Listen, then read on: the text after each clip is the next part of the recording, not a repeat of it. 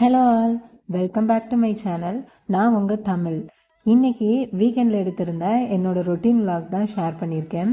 கூடவே காலையில் டைம் இல்லாத நேரத்தில் ரொம்ப குயிக்காக ஈஸியான ஒரு லஞ்ச் பாக்ஸ் ரெசிபி, அப்புறம் வெறும் 10 நிமிஷத்தில் சிம்பிளாக போடக்கூடிய ஒரு மாங்காய் ஊறுகாய் அப்படின்ட்டு இன்னும் நிறையாவே இந்த வீடியோவில் எல்லாருக்கும் பிடிச்ச மாதிரி வீடியோ இருக்கணும் அப்படின்னு பார்த்து யோசித்து தான் எடுத்திருக்கேன். நம்ம சேனலில் வந்துட்டு இந்த மாதிரி ரொட்டீன் வீடியோலாம் கம்மியாக தான் இருக்கும். ஸோ அதான் இன்றைக்கி போஸ்ட் பண்ணியிருக்கேன். எனக்கு தெரிஞ்ச அளவுக்கு வீடியோ நல்லா வரணும்னு எடுத்திருக்கேன். ஏதாவது நிறை குறை அந்த மாதிரி இருந்துச்சுன்னா மறக்காமல் கமெண்டில் சொல்லுங்கள், கண்டிப்பாக மாற்றிக்கலாம். இது சனிக்கிழமை மார்னிங்லேருந்து எடுத்திருந்த வீடியோ தான். அன்னைக்கு காலையில் பார்த்திங்கன்னா 4 மணிலேருந்து அப்படியே ஒவ்வொரு வேலையாக செஞ்சிகிட்டு இருந்தேன். இந்த மார்கழி மந்த்து ஃபுல்லாகவே காலையில் விளக்கேற்றி சாமி கும்பிடணும் அப்படின்னு நினச்சிருந்தேன். ஆனால் இடையில அப்பப்போ கொஞ்சம் ஸ்கிப் ஆகிடுச்சு. ஏன்னா டெய்லி எனக்கு சீக்கிரமாக எந்திரிச்சிட்டு அப்படியே வேலையை பார்த்துட்டு இருந்தேன்னா ஹெட்டேக் வந்துடும். நைட்டும் வந்துட்டு பார்த்திங்கன்னா பாப்பாவுக்கு ஸ்கூலில் ஹோம் ஒர்க் எல்லாம் சொல்லி கொடுத்து செஞ்சு அப்போ வந்துட்டு எக்ஸாம் வேறு போய்கிட்டு இருந்துச்சு. அதுக்கும் அப்படியே பண்ணிவிட்டு எல்லாம் பண்ணுறதுக்கு டைம் ஆகிடுச்சு தூங்குறதுக்கு. அப்புறம் மறுநாள் காலையிலையும் சீக்கிரம் எந்திரிச்சிட்டு பகல்லையும் வந்துட்டு நான் தூங்க மாட்டேன். வீடியோ எடிட் பண்ணுறது, அப்புறம் வீட்டில் இருக்க வேலை அப்படின்னு சொல்லிட்டு அப்படியே டைம் கரெக்டாக போயிடுது. அப்போ என்ன ஆகிடுதுன்னா எனக்கு வந்துட்டு ஹெட்டேக் வந்துடும். அதனால் வந்துட்டு இடையில எந்திரிக்க முடியல. சரி தூங்குவோம், உடம்பு சரியில்லாமல் போயிருமே அப்படின்னு சொல்லிட்டு அப்படியே விட்டுட்டேன். முடிஞ்ச அளவுக்கு நைட்டு வந்துட்டு சீக்கிரமாக தூங்கிட்டு காலையில் சீக்கிரமாக எந்திரிச்சு பூஜை பண்ணுவோம் அப்படின்னு சொல்லி பிளான் பண்ணியிருக்கேன். பார்க்கலாம், நான் பிளான் பண்ணால் என்றைக்கு எதுவுமே நடக்க மாட்டேங்குது. சரி அதனால் அப்படியே அது போக்கில் அப்படியே விட்டாச்சு. எப்போல்லாம் வந்துட்டு சீக்கிரமாக எந்திரிக்கிறேனோ அப்போல்லாம் இந்த மாதிரி பண்ணிகிட்டு இருக்கிறேன். போன வாரம் ஃபுல்லாகவே சூப்பராக போச்சு. காலையில் சீக்கிரமாக எழுந்திரிச்சிட்டு வாசலில் அழகாக கலர் கோலம் போட்டுட்டு விளக்கேற்றிட்டு அப்புறம் வீடு ஃபுல்லாக சாம்பிராணி போட்டுட்டு அப்படியே பார்க்குறப்போ இது வீடா இல்லை கோவிலா அப்படிங்கிற மாதிரி தான் எனக்கு தோணுச்சு. உண்மையிலேங்க அவ்வளோ ஒரு ப்ளசண்ட்டாக பாசிட்டிவாக அந்த டேயே சூப்பராக இருந்துச்சு. அவ்வளோதான். அப்புறம் ஒரு நாள் எனக்கு சளி தலைவலின்னு போயிடுச்சு. அப்புறம் பாப்பாவுக்கு ஸ்கூல் லீவ் விட்டாங்களா, சரி இன்றைக்கி ஒரு நாள் மட்டும் தூங்கலாம், இவ்வளோ நாள் வந்துட்டு எக்ஸாமு அப்படி இப்படின்னு நான் தான் ஏதோ டென்ஷனான மாதிரி அப்படியே ரெஸ்ட் வேணும்னு தோணுச்சு. அதனால் அப்படியே போயிடுச்சு. அப்புறம் திருப்பி இப்படிலாம் பண்ணக்கூடாது, ஒரு வாரம் எப்படி இருந்துச்சு வீடு, ஒழுங்காக போய் வேலையை பாரு அப்படின்னு எனக்கு நானே சொல்லிகிட்டு இருந்தேன். சீக்கிரமாக இல்லைன்னாலும் எழுந்திருக்கிற நேரம் நம்ம குளிச்சுட்டு வந்து ஒரு விளக்கேற்றி சாம்பிராணி போட்டால் அது கூட நல்லா தான் இருக்கும் அப்படின்ட்டு அப்படியே ஒரு 2-3 நாள் பண்ணிக்கிட்டு இருந்தேன்.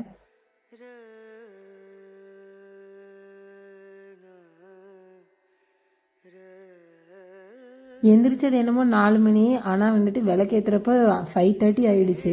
எப்படி தான் இப்படி டைம் வந்துட்டு ஓடுது அப்படின்னு எனக்கே தெரியல. நான் எப்போ எந்திரிச்சாலும் நான் 3 மணிக்கெலாம் ஒரு நாள் அப்படி தான் எந்திரிச்சேன். அப்பயுமே எனக்கு வந்துட்டு டைம் ஆகிடுது. என்னன்னே தெரிய மாட்டேங்குது. எனக்கு தான் அப்படி ஆகுதா என்னன்னு. நான் இல்லை அவ்வளோ ஸ்லோவாக வேலை பார்க்குறேனா அப்படின்னு எனக்கே தெரியல. அப்புறம் நான் இதெல்லாம் முடித்து எல்லா விளக்கெல்லாம் ஏற்றுறதுக்கு 5:30 ஆகிடுச்சு. அதுக்கப்புறம் வந்துட்டு வாசலில் வந்துட்டு உருளியில் அந்த பூவெல்லாம் வச்சு எல்லாம் மாற்றுறப்ப ஃபுல்லாகவே விடிஞ்சிருச்சு. காலையில் 6 மணி ஆகிடுச்சு. அப்புறம் நான் போய் சமையல் பண்ணணும் அப்படின்னு சொல்லிட்டு வேகமாக அன்றைக்கி வந்துட்டு வேறு ஒரு குழம்பு ஏதோ பிளான் பண்ணியிருந்தேன், எனக்கு சரியாக ஞாபகம் இல்லை. அப்புறம் வந்துட்டு என்ன பண்ணிட்டேன், டக்குன்னு குழம்பு வந்துட்டு மாற்றிட்டேன். சரி நீ இதுக்கப்புறம் வந்துட்டு நம்ம பண்ணிக்கிட்டு இருந்தால் டைம் ஆகிடும், அப்புறம் பாப்பா வந்துட்டு ஸ்கூலுக்கு விட முடியாது அப்படி சொல்லிட்டு பிளானை வந்துட்டு மாற்றிட்டேன்.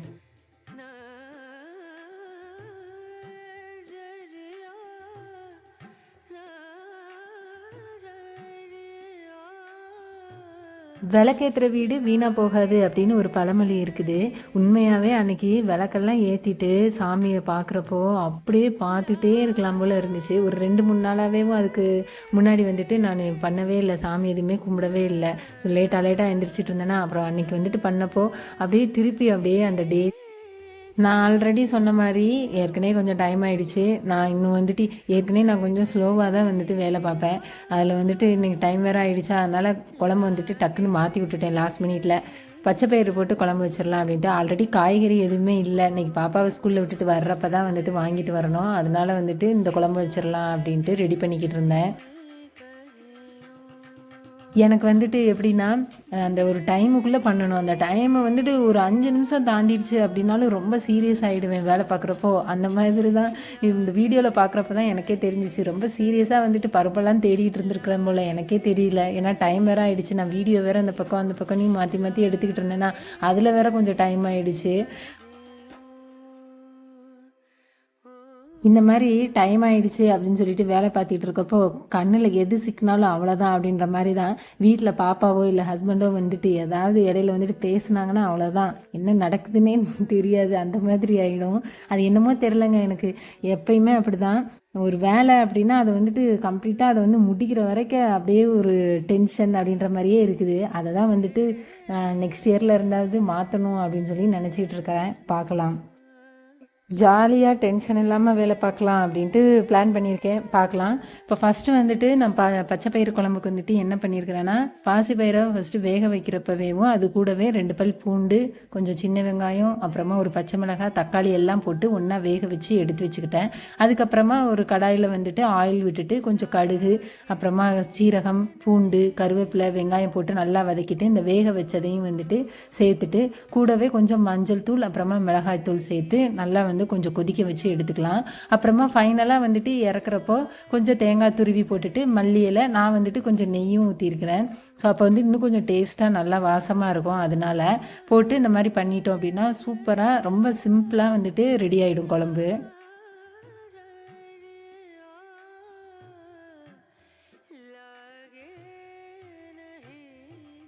ஃபைனலாக அப்பளம் பொரித்து முடிச்சிடலாம் அப்படின்னு நினைக்கிறப்போ பாப்பாவும் எந்திரிச்சு வந்துட்டாங்க. சரி ஓகே, நானும் உனக்கு ஹெல்ப் பண்ணுறேம்மா அப்படின்னு சொல்லிட்டு பண்ணிக்கிட்டு இருந்தாங்க.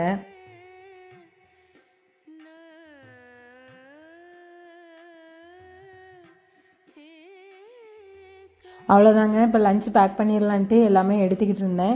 காலையில் வந்துட்டு பிரேக்ஃபாஸ்ட்டுக்கு தோசை மாவு இருந்தது. சரி தோசை ஊற்றிக்கலாம், இதே குழம்பு வந்து வச்சுக்கலாம், தோசைக்கு நல்லாயிருக்கும் அப்படின்னு சொல்லிட்டு பாப்பாவுக்கு தோசை ஊற்றி கொடுக்கணும் அப்படின்ட்டு அதையுமே பண்ணிக்கிட்டு இருந்தேன்.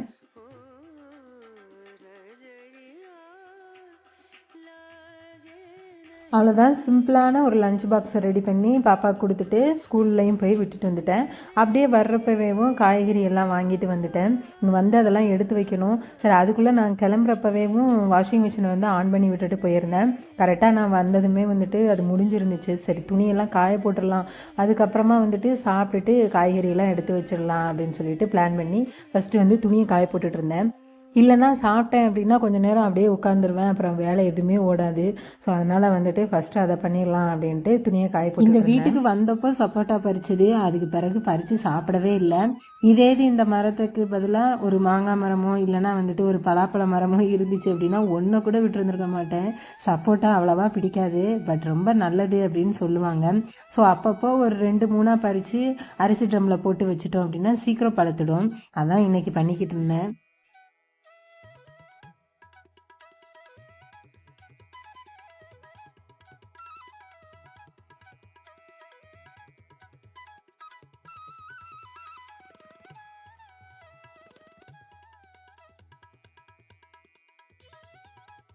கொஞ்சம் நல்லா பெருசாக இருக்க காயை வந்துட்டு ஃபஸ்ட்டு பறிச்சிடலாம் அப்படின்னு சொல்லிட்டு ஒரு 3 தான் வந்து பறித்தேன். ஃபஸ்ட்டு அதை சாப்பிட்டுக்கலாம், அதுக்கப்புறமா அடுத்து தேவைங்கிறப்ப பறிச்சுக்கலாம் அப்படின்னு சொல்லிட்டு அதை பறித்ததுமே இந்த மாதிரி பாருங்கள் ஃபுல்லாகவே அப்படியே பாலாக அதுலேருந்து வந்துகிட்டே இருந்துச்சு. அதை வந்துட்டு என்ன பண்ணிட்டேன்னா இந்த மாதிரி ஒரு பவுலில் போட்டுட்டு ஃபஸ்ட்டு தண்ணியில் போட்டு ஊற வச்சுட்டேன் கொஞ்சம் நேரம். அப்போ தான் அந்த பால் எல்லாமே வந்துட்டு ஸ்டாப் ஆகுச்சு வடியாமல். அடுத்து சாப்பிட்டுட்டு ஒரு 15 மினிட்ஸ் வந்துட்டு உட்காந்துருந்தேன். அதுக்கப்புறமா சரி வேலையை திருப்பி கண்டினியூ பண்ணலாம் அப்படின்ட்டு பண்ணிகிட்டு இருந்தேன். சாதம் வந்து கொஞ்சம் நிறையவே மிஞ்சி இருந்துச்சு. சரி அதை வேஸ்ட் பண்ண வேண்டாம் அப்படின்னு சொல்லிட்டு அதை வடகம் போட்டுடலாம் அப்படின்ட்டு மிக்சியில் வந்து அந்த சாதத்தை ஃபுல்லாக ஃபஸ்ட்டு தண்ணி இல்லாமல் வடித்து அதை வந்து பிழிஞ்சு வச்சுக்கிட்டேன். அதுக்கப்புறமா கொஞ்சமாக ஜீரகம், காரத்துக்கு வந்து கொஞ்சம் மிளகாய்த்தூள், கொஞ்சம் கருவேப்பிலை போட்டுட்டு உப்பும் கொஞ்சம் சேர்த்துட்டு நல்லா வந்து அரைச்சி எடுத்துக்கிட்டேன்.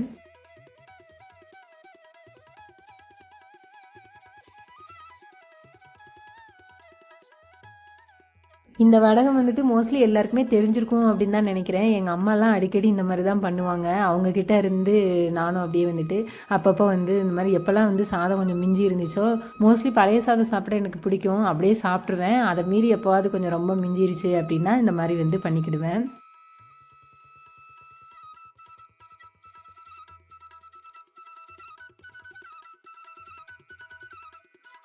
இப்போ அவ்வளோதான், எல்லாமே வந்துட்டு வடகத்துக்கு எல்லாம் ரெடி பண்ணி வச்சுட்டேன். இப்போ போயிட்டு வெயிலில் வந்து வச்சிடலாம் அப்படின்னு சொல்லிட்டு வச்சுருக்கேன். ஆனால் நான் வச்ச நேரம் வெயில் சுத்தமாகவே இல்லை. சரி ஓகே இருக்கிறது பார்த்துக்கலாம் அப்படின்னு சொல்லிட்டு வச்சுட்டு வந்திருக்கிறேன். மழை மட்டும் எதுவும் வராமல் இருந்தால் ரொம்ப நல்லது.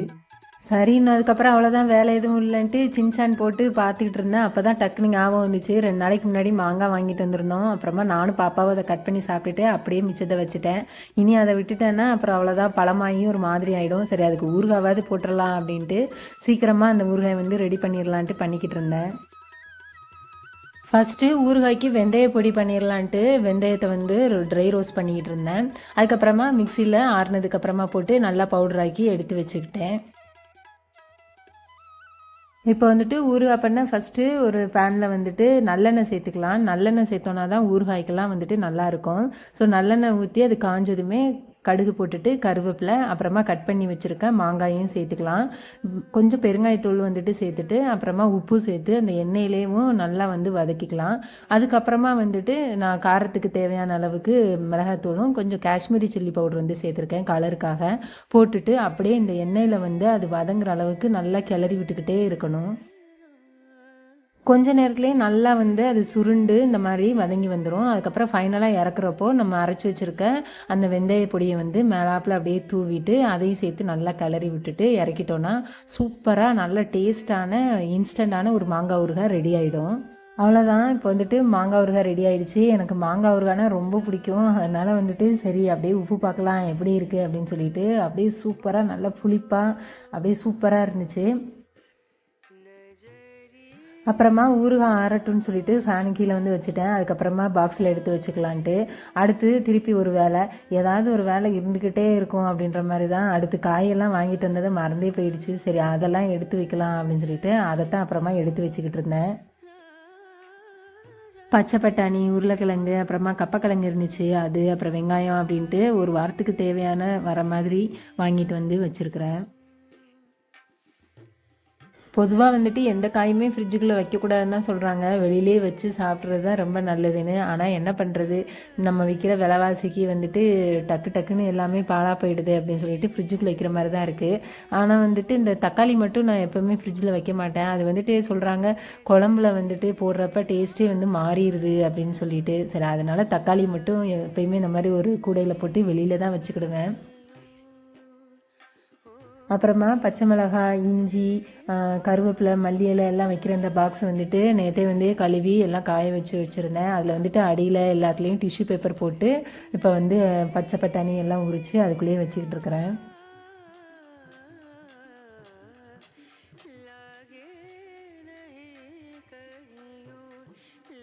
காய்கறி வாங்கிட்டு வரதை விட அதெல்லாம் திருப்பி இந்த மாதிரி எல்லாம் பிரித்து தனித்தனியாக எடுத்து அதுக்கு ஒரு டிஷ்யூ பேப்பர் போட்டு வைக்கிறதெல்லாம் பெரிய வேலையாக தான் இருக்குது. என்ன பண்ணுற, ஒரு வழியாக எல்லா வேலையும் முடிச்சிட்டேன். இனி இதுக்கு மேலே எந்த வேலையும் இல்லை, இருந்தாலும் பார்க்க முடியாது. ஏன்னா இதுக்கப்புறம் தான் நான் இனிமேல் வீடியோலாம் எடிட் பண்ணிவிட்டு இன்றைக்கி ஷார்ட் வீடியோ வேறு அப்லோட் பண்ணணும். ஸோ அதுக்கு வேலையெல்லாம் வேறு இருக்குது. அதனால் வந்துட்டு நான் அந்த வேலையை வேறு பண்ணணும். ஸோ இதுக்கப்புறம் வந்துட்டு ஊறுகாயும் வந்து நல்லா வந்து ஆறிடுச்சு. ஸோ அதுக்கப்புறம் வந்து கண்ணாடி பாட்டிலில் போட்டு அதையும் வந்து எடுத்து வச்சுட்டேன். இந்த வீக்கெண்ட் எனக்கு இப்படி தாங்க போச்சு. இந்த வீடியோ பிடிச்சிருந்தா மறக்காமல் ஒரு லைக் பண்ணிவிடுங்க. சேனலை சப்ஸ்கிரைப் பண்ணாமல் பார்க்குறீங்கன்னா மறக்காமல் சப்ஸ்கிரைப் பண்ணி வச்சுக்கோங்க. இது வரைக்கும் சப்ஸ்கிரைப் பண்ணி எனக்கு ஆதரவு கொடுக்குற அந்த நல்ல உள்ளங்களுக்கு ரொம்ப ரொம்ப நன்றி. அடுத்து வேறு ஒரு வீடியோவில் பார்க்கலாம். பாய்.